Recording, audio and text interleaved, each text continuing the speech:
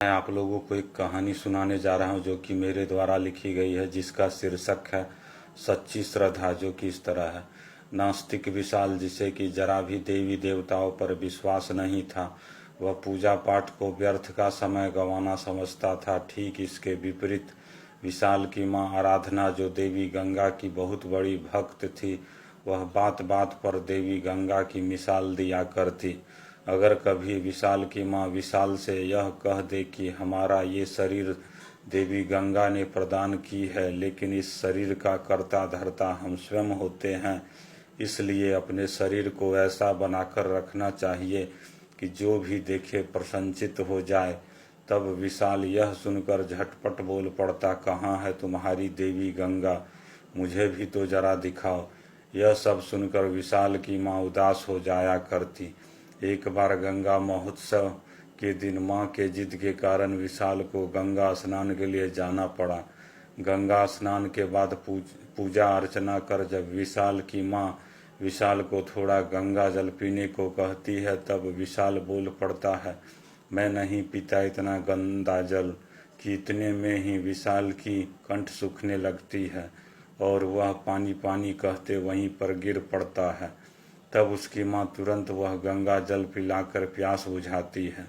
बेटे के उठते ही उसकी माँ तुरंत बोल पड़ती है, तुम्हें ऐसे जल का अपमान नहीं करना चाहिए।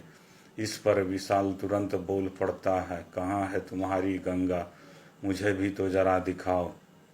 एक बार एक रात जब विशाल अपने घर के बरामदे में सोया था, तब उसे कोई जहरीला सांप काट लेता है। इस बात का पता सुबह में ही चलता है। यह सब देखकर विशाल की माँ बेजान सी हो जाती है। लोग अगर कुछ कहते हैं तो वो न कुछ सुनती है न कुछ कहती है। जब दाह संस्कार की बात आई तो कोई सामने नहीं आया। अंत में कुछ लोगों ने विशाल के मृत शरीर को केले के मोटे तनों से बांधकर गंगा नदी में बहा डाला। विशाल का मृत शरीर कई दिनों तक गंगा नदी में बहता रहा। अंत में जाके वह एक टापू पर जा रुकता है। वहाँ के लोग जिंदा समझकर उसे नदी से बाहर निकाल डालते हैं। विशाल जीवित रहता है। जब वह पूछता है यहाँ पर मैं कैसे आया, तब वहाँ के लोग उसे हकीकत बयां करते हैं।